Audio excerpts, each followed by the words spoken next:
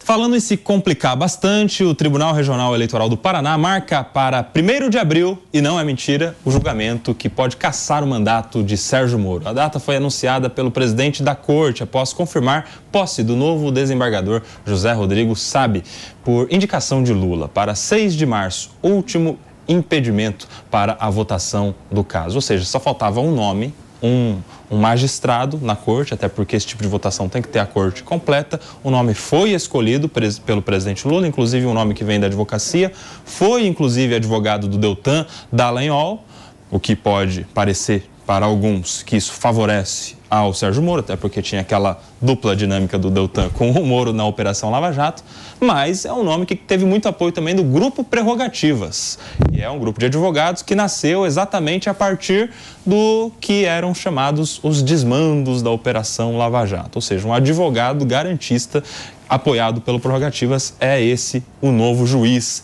que vai compor o colegiado que vai decidir a vida eleitoral do Sérgio Moro, Felipe Monteiro. O Moro tem uma tarefa difícil, né? Que é se livrar desse julgamento, ser absolvido desse julgamento pelo TRE, né?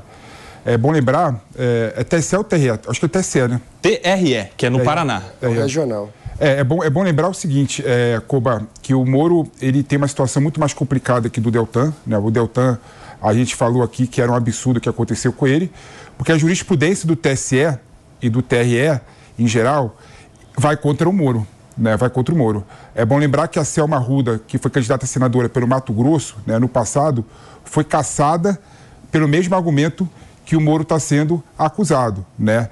Ter inchado o gasto na pré-campanha e não ter colocado isso no gasto no TRE, não é?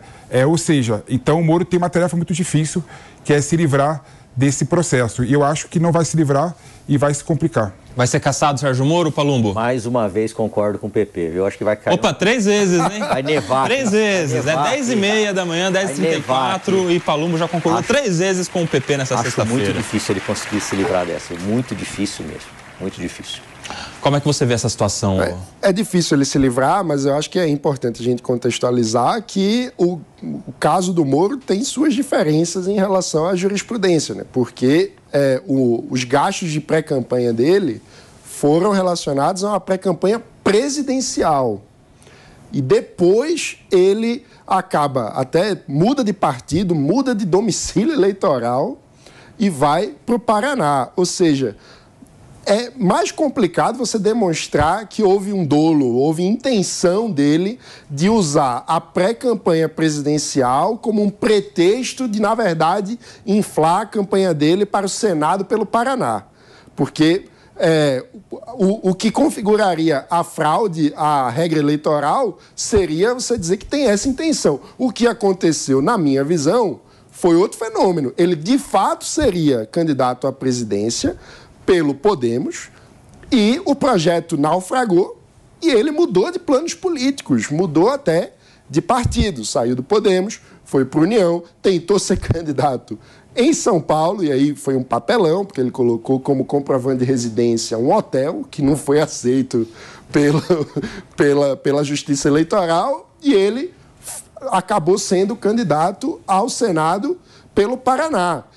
Ou seja, na minha visão, a gente está muito mais diante de um projeto político que foi, pela realidade, foi se transformando, e aí os gastos, de fato, ficaram pelo caminho, do que de alguém que usou de propósito a pré-campanha à presidência como uma fraude da sua campanha ao Senado. Mas eu te faço uma pergunta, né? O direito tem que regular determinadas situações.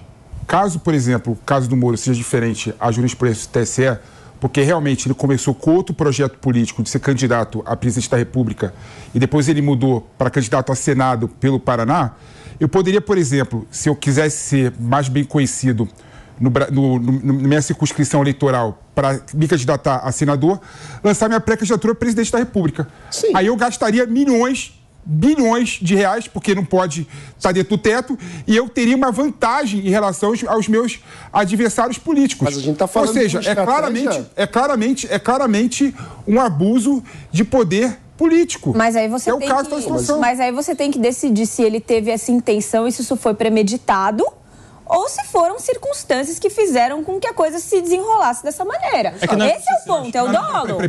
Mas a questão do abuso de poder político independe de dolo. Independe de dolo.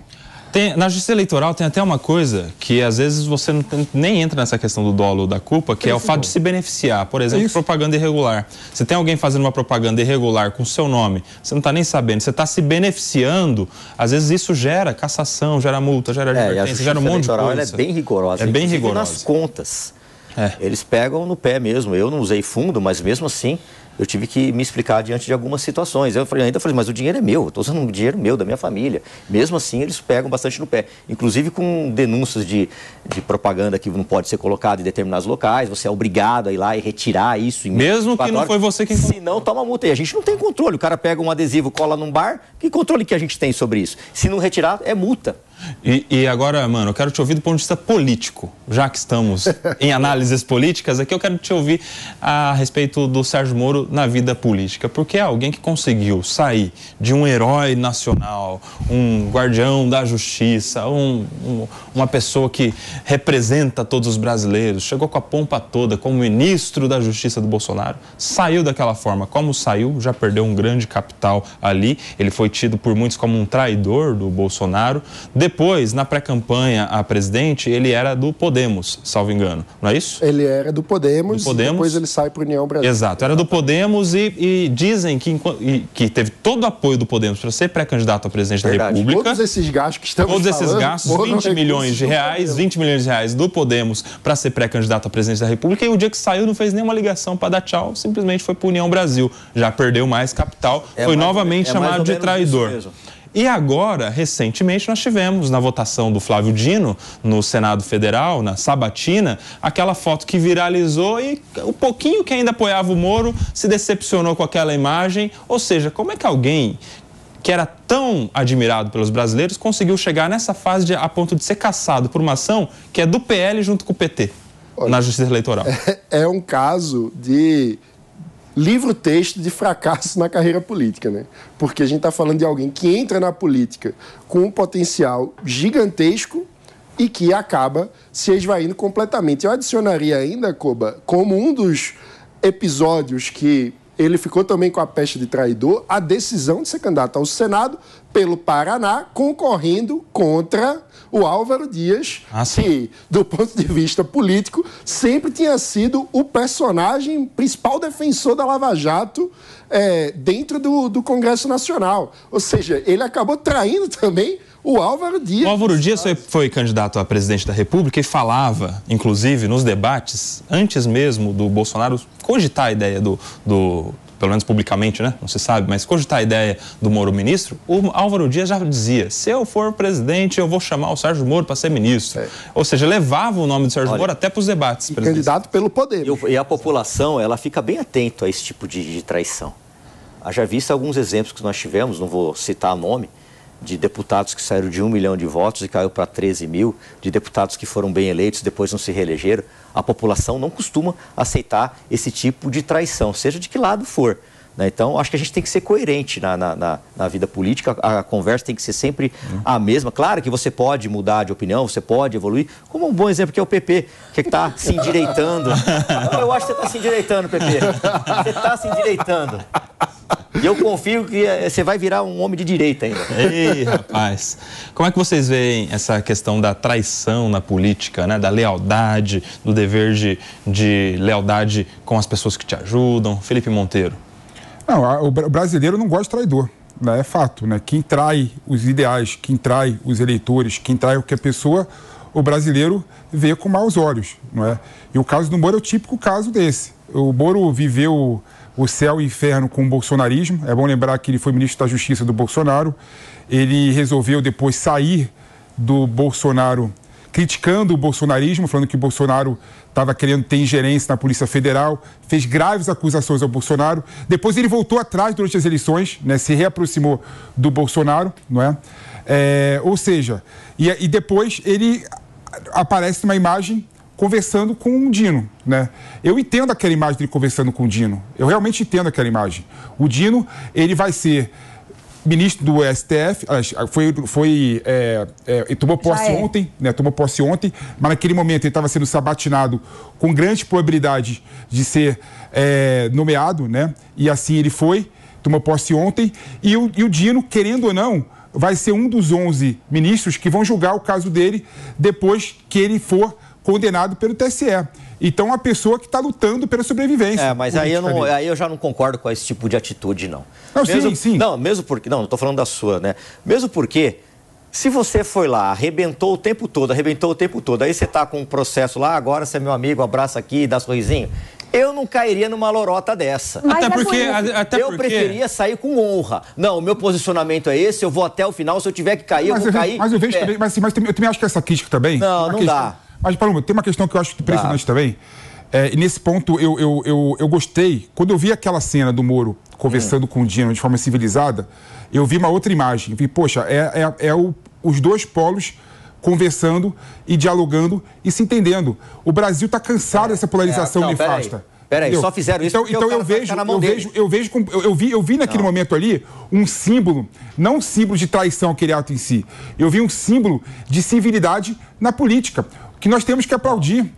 Eu estou cansado das pessoas... Foi o que eu falei agora. Você pode conversar, você tem que dialogar, mas tem certas atitudes. Agora, muito mais. Tem que partir do pressuposto, o senador, de que o Flávio Dino vai julgar independente se é amigo, se não é amigo, vai julgar de acordo com a lei, e nesse caso, de acordo com a jurisprudência, né? Porque o tribunal... com as suas convicções também, com as suas convicções. Não adianta falar que o juiz não tem convicção, porque Ana, tem. Nesse dia da sabatina do Flávio Dino, o Sérgio Moro pegou a palavra para fazer a pergunta, a foto já tinha viralizado naquele momento, ele inclusive cita, faz uma série de afirmações sobre si mesmo, e no final, a grande expectativa é qual a pergunta que o Sérgio Moro vai fazer para o então candidato ao Supremo, Flávio Dino. E ele pergunta: o que o senhor vai fazer com o seu Twitter, com as suas redes sociais? Como é que você vê? Era o claro recibo de que ele estava, na verdade mesmo, era com medo do Flávio Dino? Não, o PP muito bem disse, ele precisa dialogar, porque é uma questão de sobrevivência política, sabendo que o Flávio Dino seria aprovado e seria ministro, e que provavelmente vai chegar um momento em que ele irá julgá-lo. Mas eu queria pegar a minha palavra aqui para falar um pouco sobre como o Sérgio Moro foi infeliz ao longo da carreira e da trajetória política dele. Porque a gente estava comentando, ele saiu no auge da sua carreira como magistrado. Herói. Ele era um herói brasileiro. E as decisões que ele tomou ao longo... E foi um pouco tempo de carreira política, né? Acho que, se não me engano, tudo isso durou o quê? 1 ano e meio, 2 anos? Nem sei. Mas ele foi e voltou muitas vezes. Ele se contradisse muitas vezes. Então, agora, não me chama a atenção que ele use a prerrogativa que ele tem de fazer uma pergunta para tentar se defender. Mas, olha, veja bem. Quem indicou o Dino para o Supremo? Presidente da República. E vazou um áudio dizendo: a gente vai... pipipipi. Então é complicado, já tá ferrado. Eu não ia fazer, eu não teria uma atitude dessa. Vem cá, abraça, pode deixar eu votar. Não, pra mim não dá, eu saio da política. Meus amigos, temos uma